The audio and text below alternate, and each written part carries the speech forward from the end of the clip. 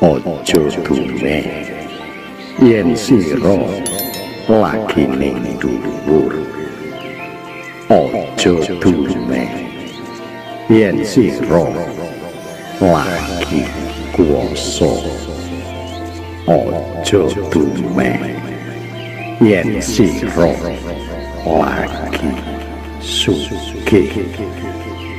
Kabeh mau ora selawase gilir gumanti saka kasane Gusti.